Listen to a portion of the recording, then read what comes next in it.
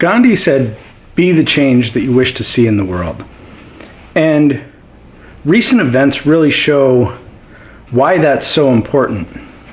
So we're seeing what happens when friends and members of groups, members of tribes, whatever you like to call them, do not call each other out on their bad behavior.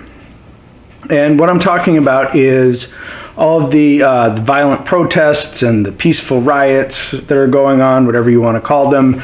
There's a lot of insanity with that, and there's just many, many horrible acts that have been happening.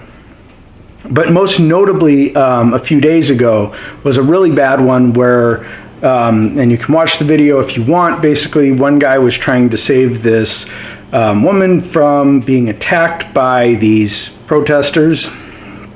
And it ended up that he was on the ground and someone came up from behind him and kicked him in the head. I wish him a swift recovery. I, unfortunately, after seeing that kick, don't have the highest hopes that a swift recovery is going to happen for him.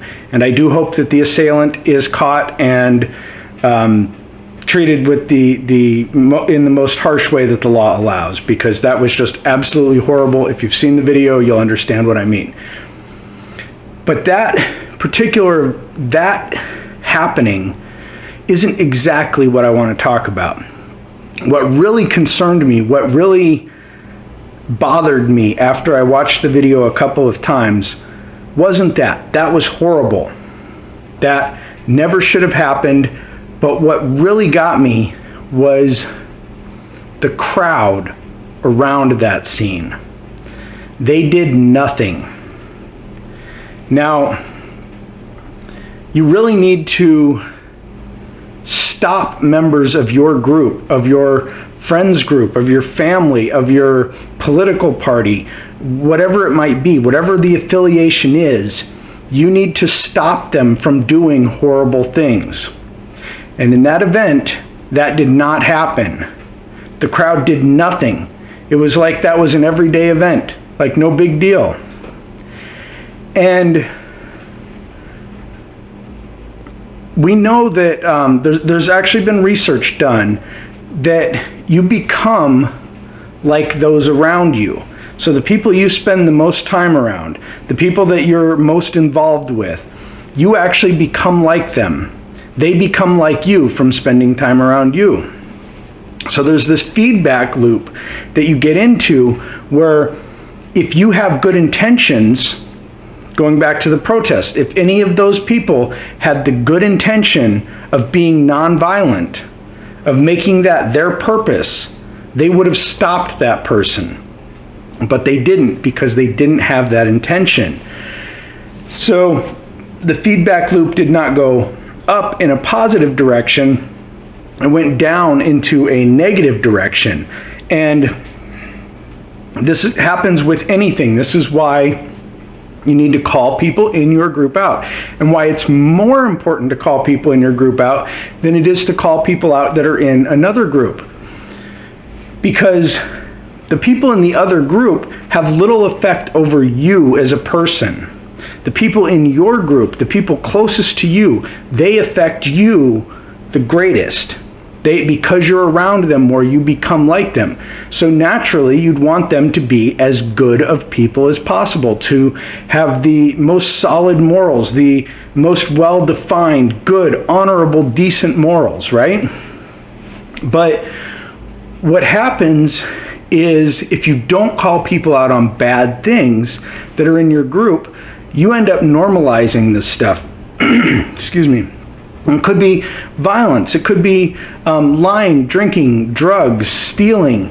It could be any of these horrible things. And what happens is now you're around people who are doing these things. And so it becomes normal. And since you're around those people and you become most like those people, you find yourself justifying getting into violence and lying and stealing and drugs and drinking and whatever else it might be. You enter that feedback loop, and in fact, you become part of the reason why other people are going into that downward spiral. Because again, it's a feedback loop. So I don't stop this person over here from doing something bad. I see that as more normal. I spend time around them, so I become more like them. So now I justify doing that same bad thing that they did. Now they see me doing that bad thing, and they don't call me out for it either, of course, because they're doing it too. So now it becomes more normalized for them, and this feedback loop keeps going back and forth. It just reverberates until we find that we're just kind of in a pit of our own making. And you can stop this at any point. At any point you can decide, I'm done with this and I'm going to change this feedback loop. I'm going to send this thing spiraling up instead of continuing down. And you can start calling people out that are on your side, supposedly. You can say, hey, as your friend, I don't think we should be doing that. I don't think that's the best plan. I think we should go in there with a good intention. I think we should maintain our good intention. I think we should be actually helping people. I think we should be setting an example for everybody. And you need to call people out. You see somebody do something bad. You see a friend of yours lying. You say, hey man, that's not cool. You don't need to lie about that. There's ways you can be honest. Or you see them starting to commit an act of violence. You say, dude, you don't need to commit violence. There's really no reason for it. The only time you should be violent is if you are physically being attacked, or saving someone else from physically being attacked. There's no other time when you should be violent. If you have a good idea, present your good idea. If it's that good, it will win. So you don't need violence. You see your friends getting into drugs. Call them out. Let them know that's not okay. And if you don't call them out, you don't really see this bad stuff happening to yourself. That's the problem. That's how all of these rioters got where they are, is they're like the frog in the pot. They didn't really notice that it was happening because they weren't calling each other out for the bad behavior. There was one little thing over here, one little thing over there. One guy said, oh, hey, I'm going to throw a rock. And the other guy said, oh yeah, I'm going to go ahead and throw a bottle so I can be as cool as the guy who threw the rock. And then now they're blinding people with lasers and kicking people in the back of the head. I mean, what the hell? So it's like that frog in the pot of water. It just slowly, the temperature starts rising. You don't even notice it's happening until all of a sudden you're like, oh my God. So please, do yourself a favor. If for nobody else, do yourself a favor. Call out your friends for bad behavior. You do it for yourself, that's fine. Be as greedy as you want. I don't care, because what's going to happen is you're going to end up helping other people anyways. So be greedy. Say, I don't want to go down that path. That's not for me.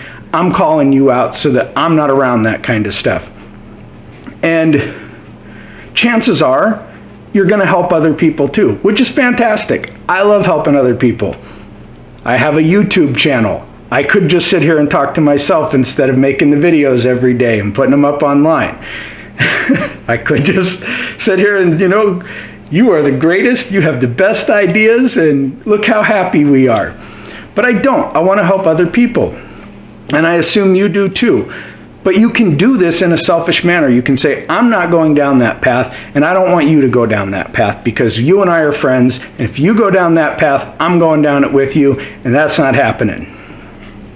So do what you can. Get yourself involved with an upward spiral instead of a continual downward spiral. You will feel 1,000 times better about yourself. I guarantee it. Let me know what you guys think in the comments, and of course, have a great day.